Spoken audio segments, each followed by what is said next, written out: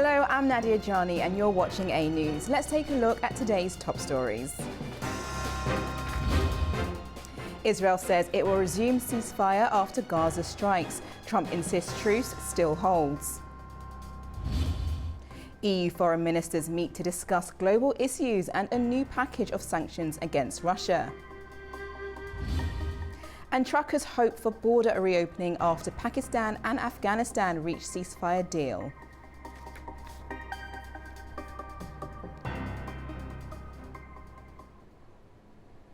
First, fighting has started again in Gaza despite a ceasefire that's been in place since the 11th of October. Israel launched a wave of airstrikes after accusing Hamas of killing 2 of its soldiers. But Hamas denies any involvement.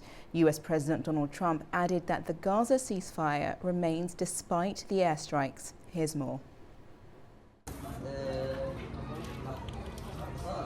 Israel carried out a series of strikes across Gaza on Sunday after it accused Hamas of carrying out an attack that killed 2 IDF soldiers.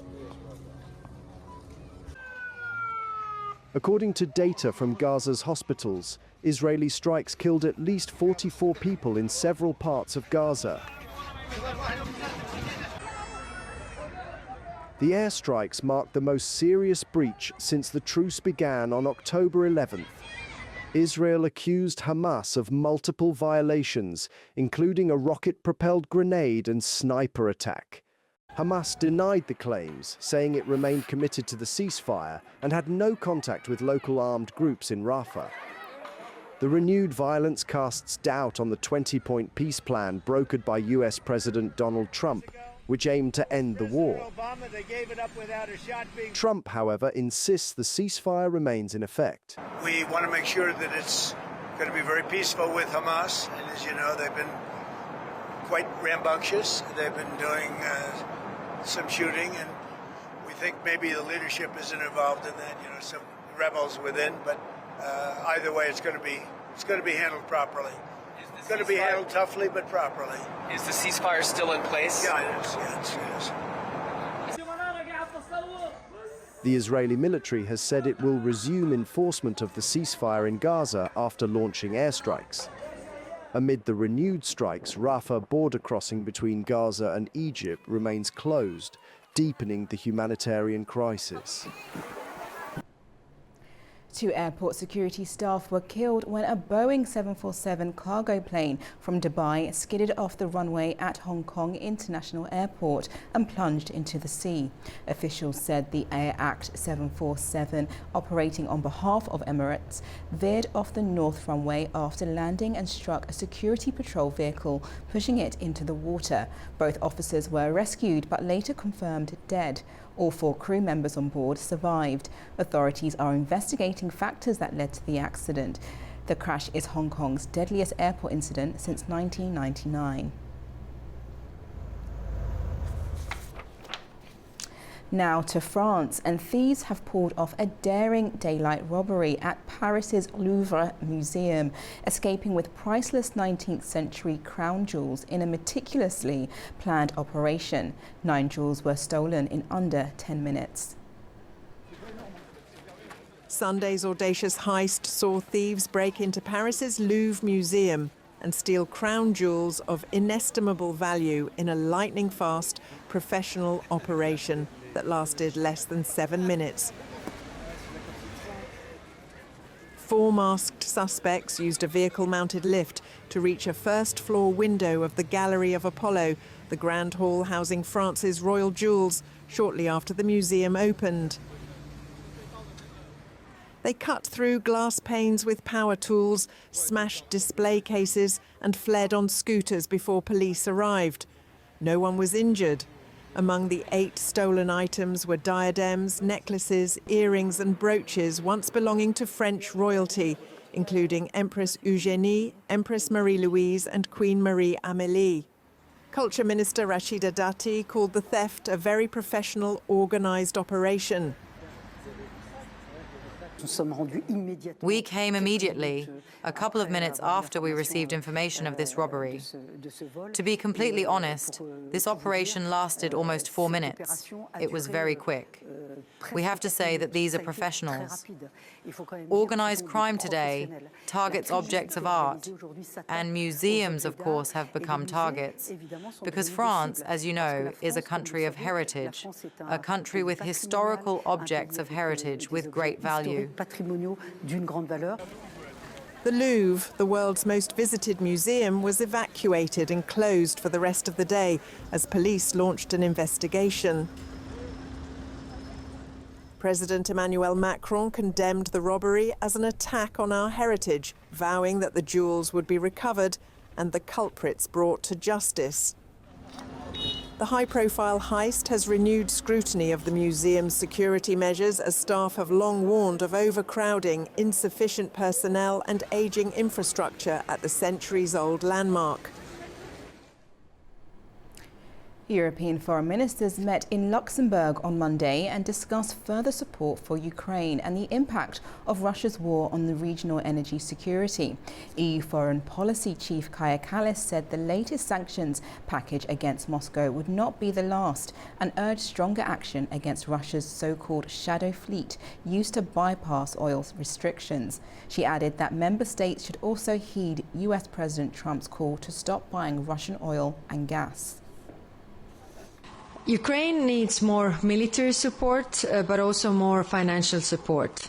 Ministers today discussed the European Commission's proposal to mobilize frozen Russian assets for Ukraine's immediate defense needs. There was a broad support today to get this done, and it is crucial that we make progress on addressing the legal and fiscal modalities this week. The reparation loan can send a very powerful message to Moscow that it can't outlast us. US Vice President J.D. Vance says President Donald Trump has not yet decided whether to supply Ukraine with Tomahawk missiles, stressing that Washington's priority remains on America's security needs first. Well, I mean, the president right now is certainly hearing that request from the Ukrainians. We know that it's something that they want. That's something the president's going to ultimately decide, but he has not yet made the decision to give Tomahawks to Ukraine. Look, the president of the United States is trying to ensure that America's security is taken care of first, and obviously that means that we need to have the critical weapon systems for our own military, for our own troops. So that's what the president is focused on.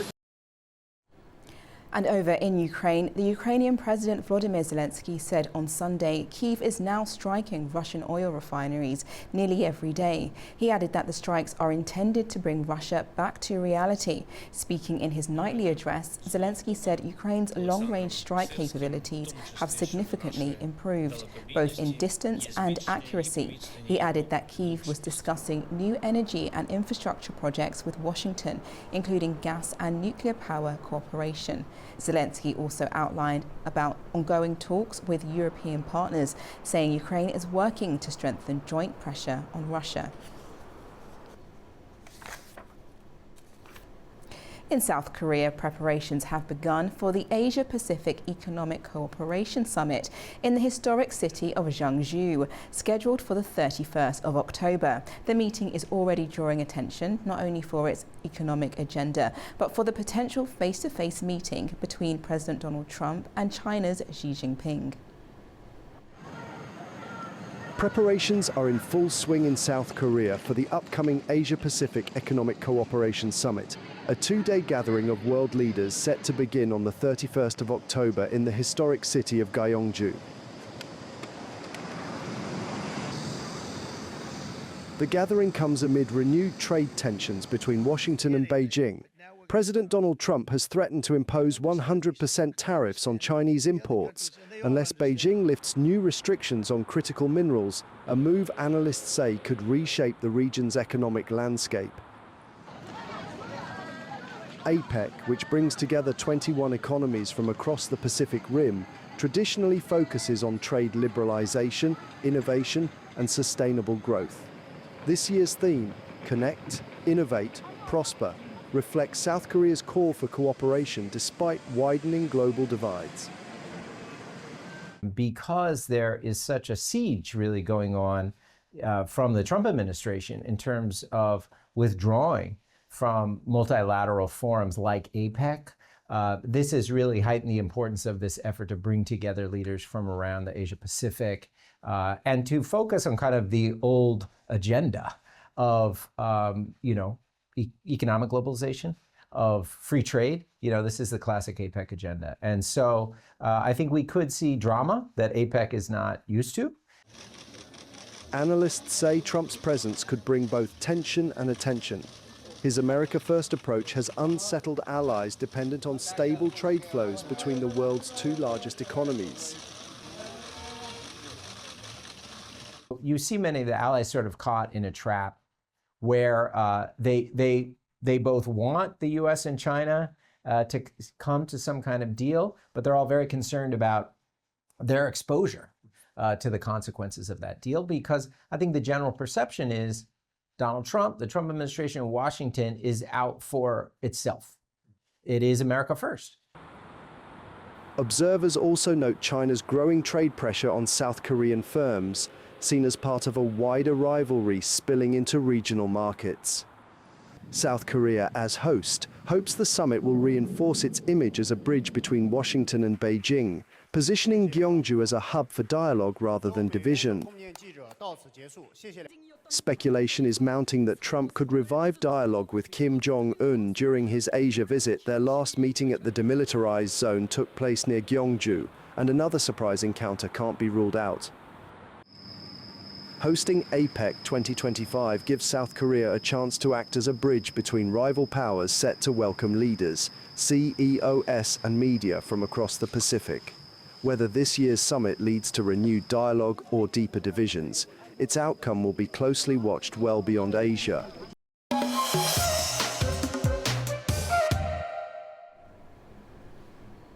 Welcome back to A News. Now, Ukrainian President Volodymyr Zelensky has said he would be ready to join Donald Trump and Vladimir Putin at a proposed summit in Hungary if he was invited.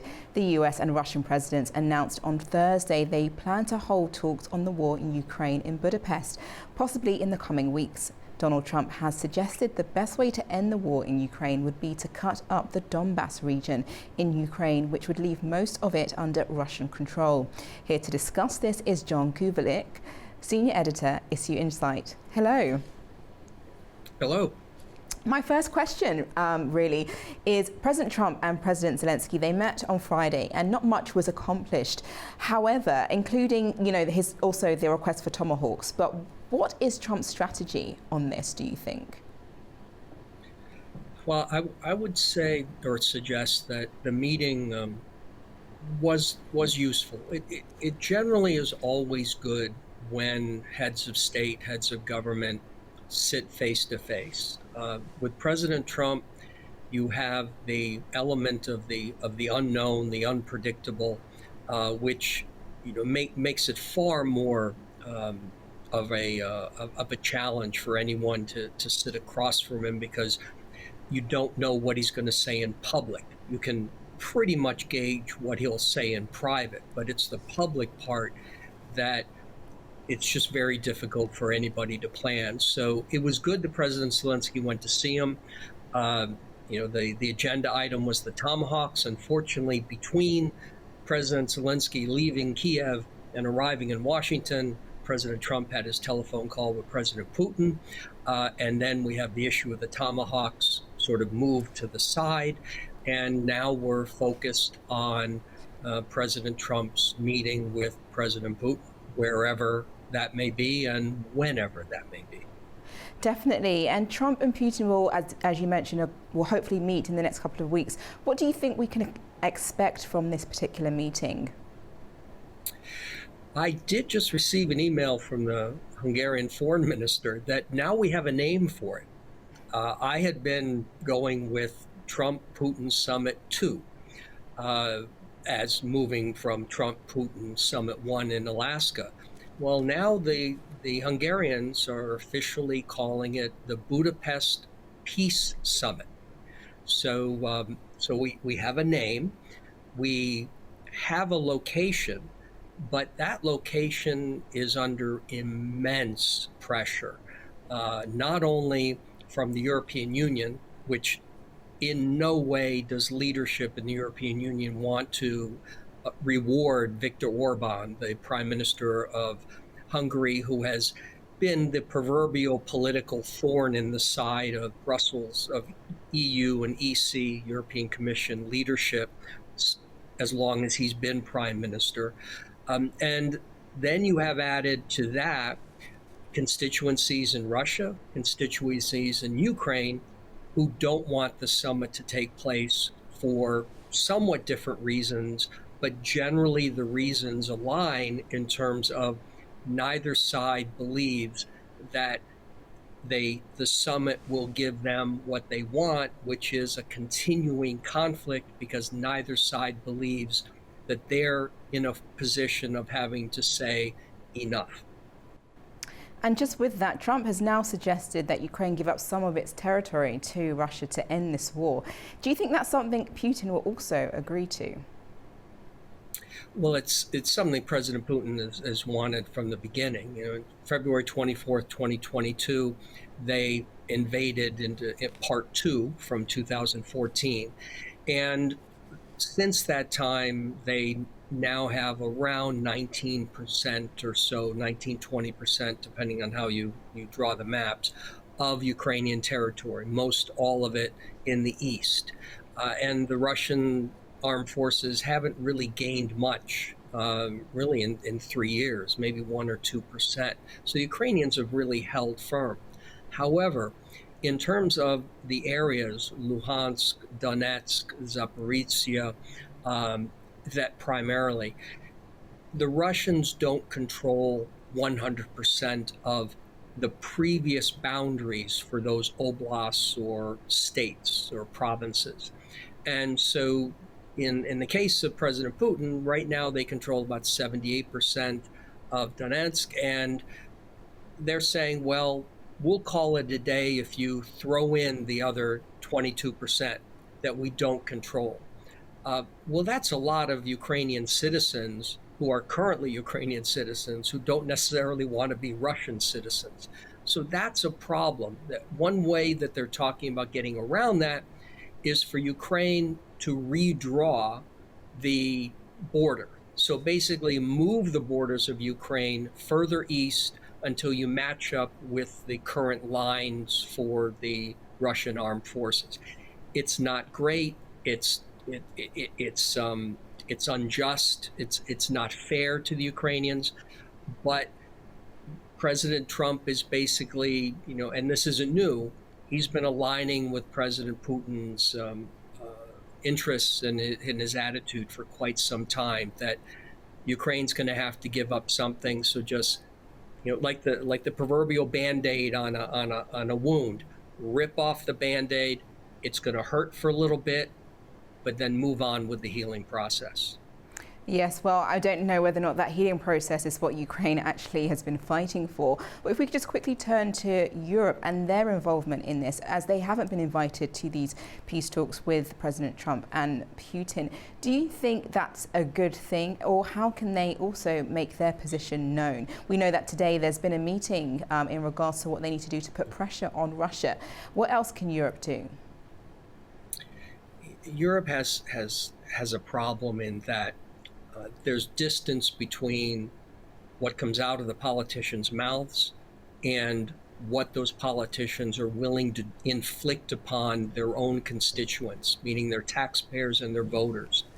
At the beginning of the war, 2022, they did step up. Leadership of the European Union, and including NATO, which some of the countries overlap, but leadership of the EU stepped up and said, look, we're going to stop purchasing natural or as much gas as we can. We're going to stop oil imports. We're going to stop minerals. We know that this is going to mean higher costs for our people, but we have to do something, and we're going to lead, even though we know it's going to cost you more money. And they did that. And their constituents, the voters and taxpayers, supported it. But once you move from year 1 into 2, into 3, and into 4, the good news is that over time, the EU has lessened its interaction with the Russian Federation commercially, economically. But there still is a good amount of bilateral activity amongst EU members with Russia. So the EU is basically now militarily, they do have weapons that they can deliver to Ukraine. But President Zelensky has spent the last 4 years scaring the hell out of European Union leadership, particularly those that border Ukraine, saying, once Putin's done with us, he's coming for you. So these countries are saying, well, look, that's why we're not going to send you our Patriots and send you all of our modern stuff, because you've scared us that we're going to need it to defend ourselves. And then on the money, they've sat on $320 billion worth of Russian central bank reserves. They've made sort of limited, they've gotten limited access to it. They've used the interest. They've taken a loan against it, with the US is a part of that. But now they're saying, well, you know, Ukraine's going to need $50-60 billion a year. We don't want to take that out of our budget, so we're going to siphon it from the central bank reserves, which then gets into, okay, you keep taking away this money, what incentive does Putin have to stop? And so, you know, Ms. Kallas, the foreign affairs representative, High Commissioner of Foreign Affairs, it's basically they're talking, but President Trump really doesn't have any use for them, nor really members of NATO, and he knows that they're going to do whatever he mandates they do.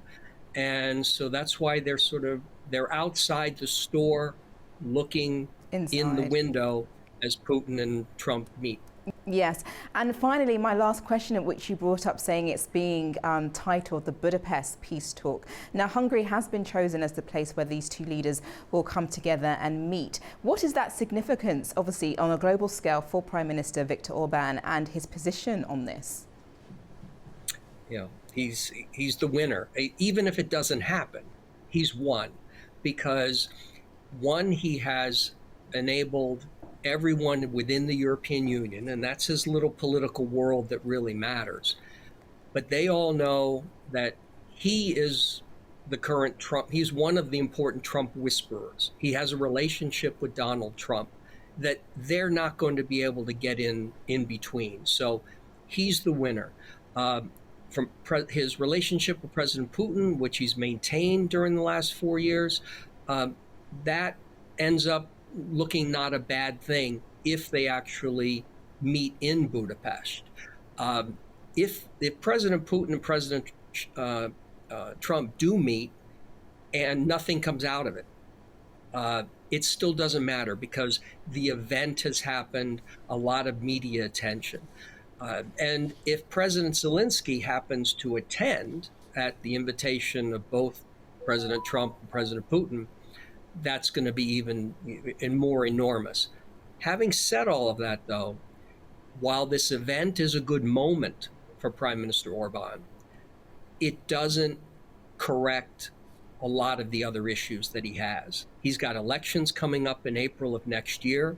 His party is not popular. It's been around for a long time. You know, some would say he's way past his expiration date. And so that's something he's still got to, you know, he still has to run for re-election, or his party does. And then he has issues with the European Union that do impact taxpayers and his voters. So it's a good moment that he got it, but now he's going to have to sort of deliver before it and afterward. And he also knows that there are constituencies in Ukraine and in Russia and in the greater European Union that are going to do everything possible between now and when President Trump and President Putin are supposed to be in Budapest to make certain that neither president arrives in Budapest. Yes. Well, thank you so much for your insight and for joining me today. Thank you, Mr. Kavalik. Thank you.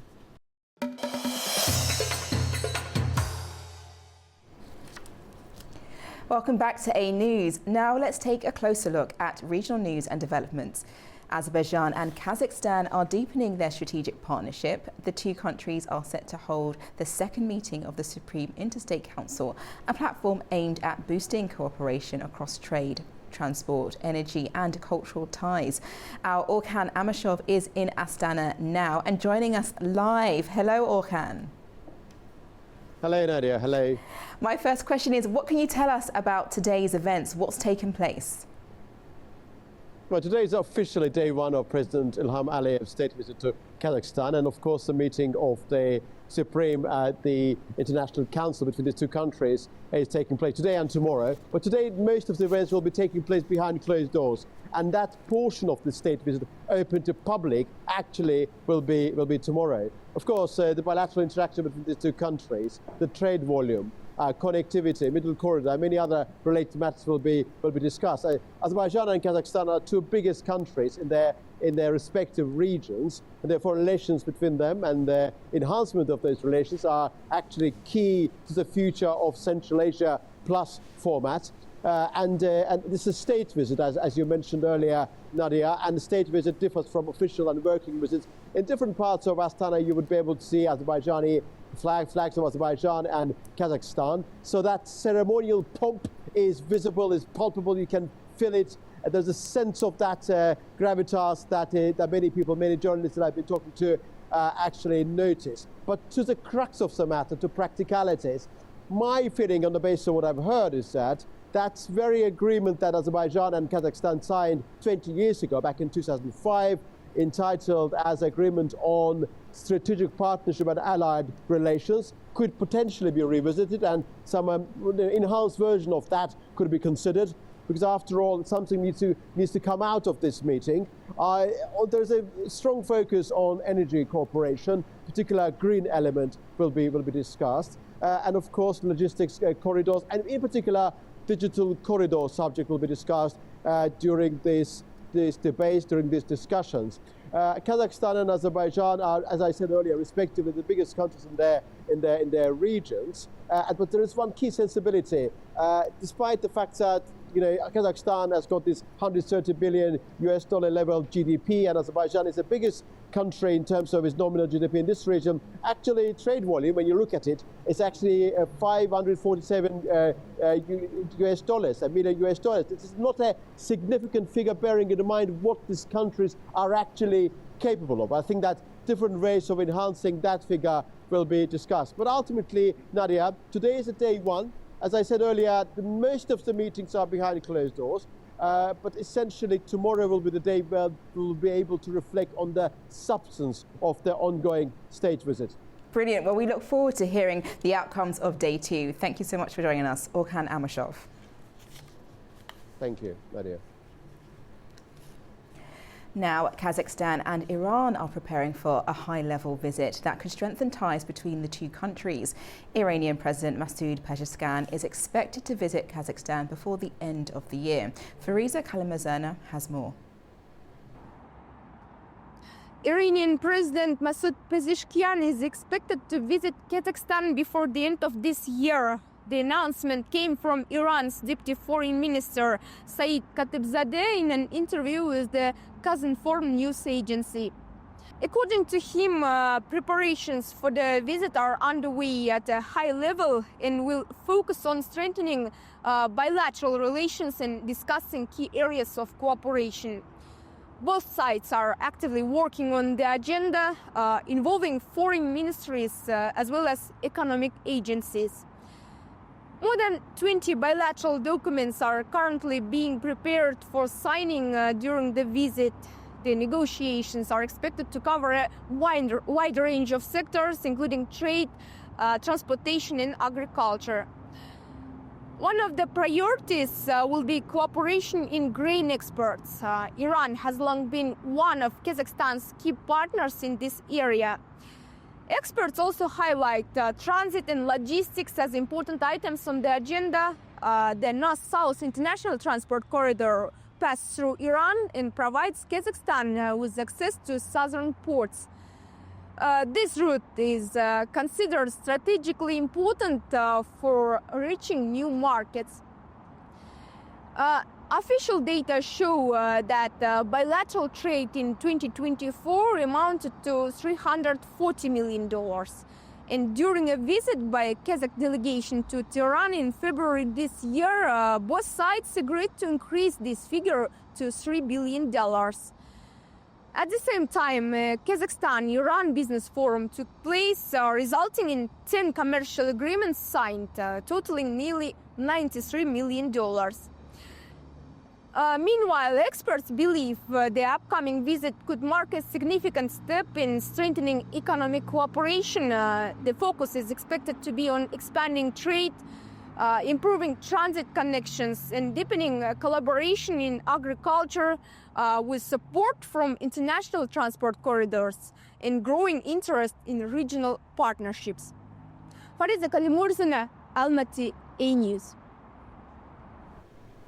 Armenia's anti-corruption committee has arrested Gyumri mayor Vardan Gukasyan and several other city officials on corruption-related charges. The arrests follow an extensive investigation into alleged bribery and document falsification. According to the anti-corruption committee, 8 individuals, including Mayor Gukasyan, were detained after investigators gathered evidence of bribery. Authorities say the 2 officials allegedly conspired to demand a bribe of about $10,000 from a local resident in exchange for falsifying documents and preventing the demolition of illegally constructed building. The committee also says that officials use blackmail against political opponents at the local city council to keep their illegal operations running.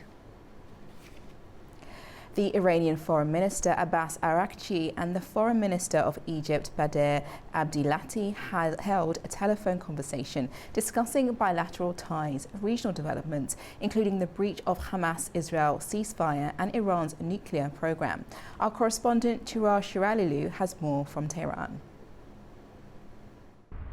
Iran's Foreign Minister Araghchi and his Egyptian counterpart Abdelati discussed issues of mutual interest, regional developments, including violation of ceasefire between Hamas and Israel, as well as Iran's nuclear program, while Egypt is mediating between Tehran, the IAEA, and Washington. According to the official statements released in Tehran and Cairo, the latest situation in Gaza was reviewed as the Iranian top diplomat voiced his serious concern over the renewed attacks by Israel, resulting in the death and injuring of dozens of Palestinians. Hamas announced in its account on Telegram channel that it has sent a delegation to Cairo led by head of the Gaza office, Khalil al-Hayya, for talks with the Egyptian mediators.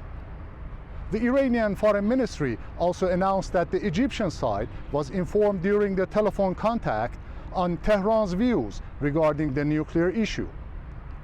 On Saturday, Araghchi, in a post on X, said that Iran, Russia, and China, in a joint letter to UN Secretary General and the Security Council, reaffirmed that Resolution 2231 on nuclear sanctions terminated on October 18th, and that European powers' attempt to reinstall the sanctions is legally and procedurally flawed.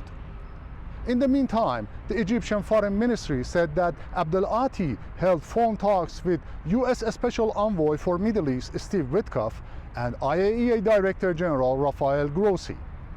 It said the discussions focused on efforts to support security, stability, and de-escalation in the region following the signing of the Cairo Agreement between Iran and the UN nuclear watchdog on September 9th. According to the Egyptian statement, it was agreed to continue contacts in order to consider the proposals and to achieve the expected progress in Iran's nuclear program talks. Turar Shiralilu, Tehran, A News. There's a new momentum toward peace between Pakistan and Afghanistan. The 2 countries have signed a bilateral agreement in Doha, pledging to end hostilities and work toward stable neighbourly relations. Our correspondent Tamim Bahis has more from Kabul. According to the Afghan spokesperson Zabiullah Mujahid, the Doha talks concluded with both sides agreeing not to support any groups conducting attacks across the borders, a move seen as a crucial step after months of rising tensions. The negotiations were mediated jointly by Qatar and Turkey, both praised for their role in bringing the sides together. Turkey's involvement marks a growing diplomatic presence in regional peace efforts. And the story doesn't end in Doha.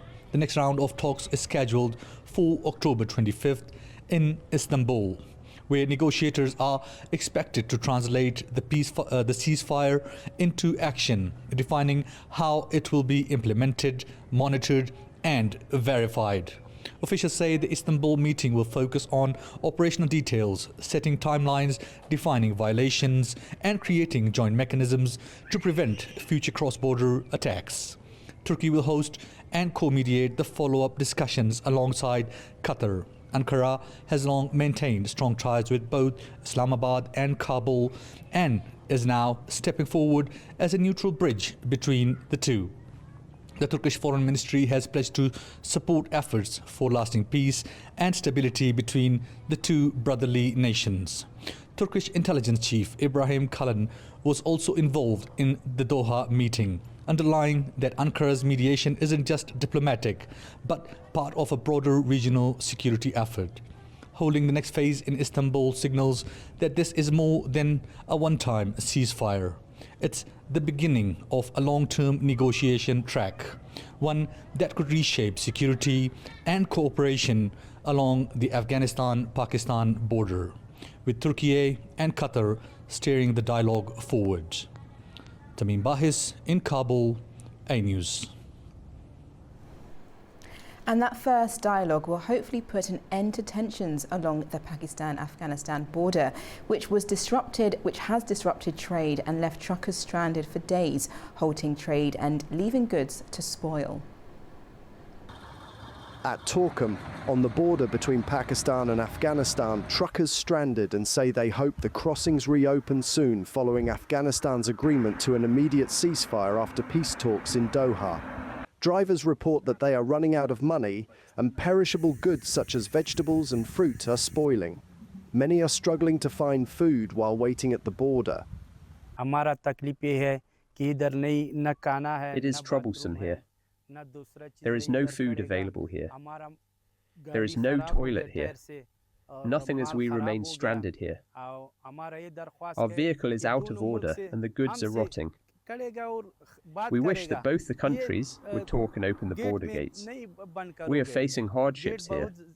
All the truck drivers who remain stranded here are suffering losses.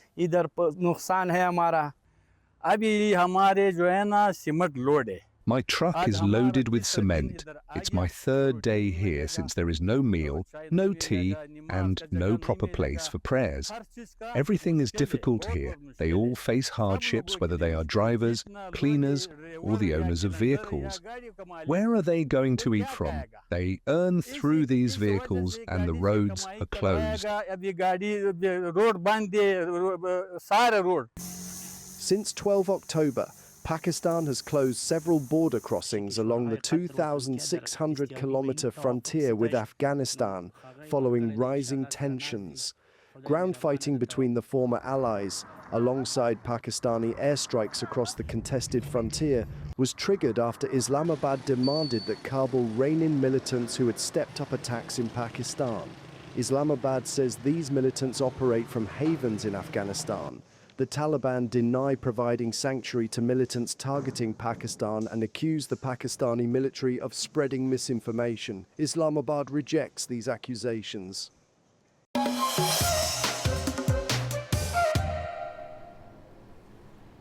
Welcome back to A News. Now, delegations from Pakistan and Afghanistan will meet for another round of negotiations on the 25th of October in Istanbul. Pakistan Defence Minister announced this on X after recent border clashes and heightened tensions began.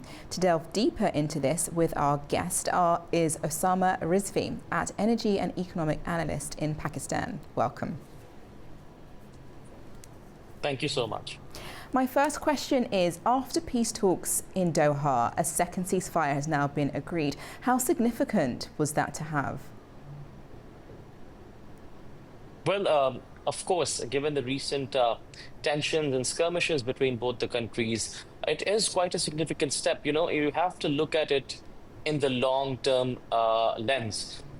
At least, I'm not going to say that in the second round of talks, anything concrete or conclusive is going to come out. But at least both the sides have decided to sit on the table and talk about a resolution. So, and of course, having these talks in Doha also may mean that even the US is involved in this. And overall, the regional and international forces are concerned and looking at these events. And if peace, and of course, when peace prevails, it will be beneficial for the whole region. Yes, and it has been announced, as you mentioned, that it'll be held in Istanbul. But how significant is Turkey now in positioning itself as a mediator between the two countries?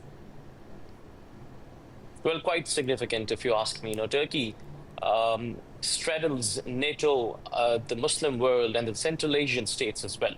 And we have discussed this before, even in terms of its ambitions, in terms of becoming an energy hub. And of course, these things comes with other geopolitical responsibilities. So in that way, Turkey, for that matter, is also becoming a neutral ground for the mediation of international issues. So it's good and for their diplomatic angle, for their image outside the world, and they can prove that they have a very positive role to play. And above all, even geopolitics 101, a stable region will also help Turkey attain its goal of becoming an important economic hub and a transit country in this part of the world. Yes, and with that, with the new date, everything's being set in this location. What do you think will come out of these talks, especially after the conflict and tensions between the borders, and now how it's affecting people on both sides of the country, of those countries? Well, once again, these matters are very tricky, and we have to put our long-term lens to look at these things. First of all, I'm not looking at a very conclusive sort of announcement or frameworks coming out of the next round. But what we may expect are the prerequisites or the preconditions to be met for such or for the said announcements and the said frameworks to come up. So this is an important step that will lead to, hopefully, towards something concrete. And can you tell our audience, why has there been long tensions, decades of tensions between the Taliban and Pakistan for so long? And what do you think might be able to quell that conflict? Well, that seems to be a very interesting question, and also one that requires a very detailed answer. But for brevity, I would like to share that amongst many factors, there are two that stands out. The number one is that our side considers the fact that Afghanistan, or for that matter any other country, it might have been able to provide refuge to elements that have been detrimental to Pakistan's national security.